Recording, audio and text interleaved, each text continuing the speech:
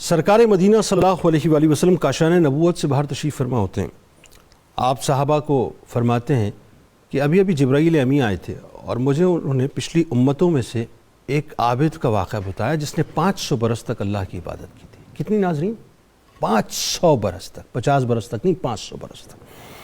سرکار علیہ السلام نے فرمایا کہ سمندر کے درمیان، بالکل درمیان ایک پہاڑی ٹیلا تھا، وہاں پر جا کے وہ عبادت کرتا تھا اور 24 گھنٹے اللہ کی عبادت میں رہتا تھا، اللہ کی مشیت تھی۔ ظاہر ہے ویسے آپ کو پتہ ہے ناظرین، سمندر کا پانی جو ہے نمکین ہوتا ہے، لیکن اللہ نے اپنی قدرت سے ایک چشمہ اس کے لیے جاری کر دیا۔ وہ صبح اٹھتا، چشمے سے پانی پیتا، وضو کرتا، غسل کرتا، اور ایک انار کا درخت لگا دیا تھا جس میں سے وہ انار کا پھل روز کھا لیا کرتا تھا۔ بہرحال وہ عبادت ہی میں مصروف رہتا، اور ظاہر اس زمانے میں ان امتوں میں جو ہے رہبانیت کا تصور تھا، اور آج ظاہر ہے ہمارے دین میں لا رہبانیت فی الدین، دین میں مطلب کوئی رہبانیت کا تصور نہیں، تو وہ سب کچھ چھوڑنے کے بعد وہاں پر عبادت میں لگ گیا تھا، اللہ کو راضی کر۔ بہرحال اب قصہ یہ ہوا ناظرین کہ جب آخری وقت آیا اس نے دعا کی کہ یا اللہ مجھے موت دینا تو سجدے کے عالم میں دینا، اور اسی عالم میں مجھے بروز محشر اٹھانا، یعنی میں اسی عالم میں رہنا چاہتا ہوں، اور میرے جسم کو مٹی پر حرام کر دینا۔ اللہ تعالیٰ نے اس کی دعا کو قبول کر لیا۔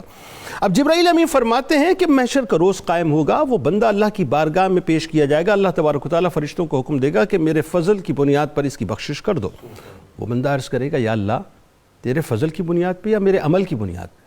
اللہ فرمائے گا میرے فضل کی بنیاد پہ اس کی بخشش کر دو، میرے رحمت کی بنیاد پہ اس کی بخشش کر دو۔ وہ پھر عرض کرے گا یا اللہ میرے عمل کی بنیاد پہ۔ اللہ فرمائے گا اچھا اگر تیرے عمل کی بنیاد پہ تو حکم ہوگا کہ اب ذرا میزان لایا جائے اور پیمانہ بنایا جائے کہ یہ اس کے اعمال کتنے ہیں اور ہماری نعمتیں کتنی ہیں۔ بہرحال جی میزان رکھا گیا، اور مفہوم یہ ملتا ہے کہ جیسے ہی اس کی آنکھ کی ایک بینائی ایک پلڑے میں رکھی گئی اور دوسری طرف 500 برس کے اعمال رکھے گئے، تو آنکھ کی ایک بینائی 500 برس کی عبادتوں پر بھاری ہو گئی۔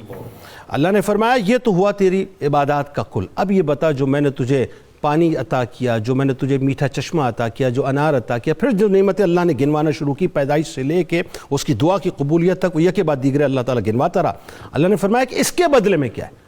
اس نے عرض کیا یا اللہ کچھ بھی نہیں۔ حکم ہوا کہ اسے راندِ درگاہ کر دیا جائے، جہنم رسید کر دیا جائے۔ فرشتے اسے گھسیٹ کے لے کے جانے لگے تو وہ چلانے لگا اور عرض کرنے لگا کہ یا اللہ، یا رحم کرنے والے، یا کریم، یا کریم، یا کریم، یا رحیم۔ وہ چلاتا رہا اور عرض کرتا رہا کہ یا اللہ مجھے میری عبادتوں کی بنیاد پر نہیں بلکہ اپنی رحمت کی بنیاد پر بخش دے۔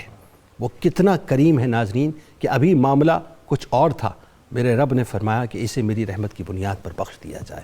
تو زام عبادتوں پر نہیں ہے، بس ناز اس بات پہ ہے کہ وہ رحیم ہے، اپنی رحمت کی بنیاد پہ بخشے گا، اور ناز اس بات پہ ہے کہ رحمت للعالمین صلی اللہ علیہ وآلہ وسلم کی شفاعت ہمیں نصیب ہوگی۔ اسی بات پہ ناز رکھیے گا تو یہاں بھی کامیاب ہیں اور انشاءاللہ وہاں بھی کامیاب ہیں۔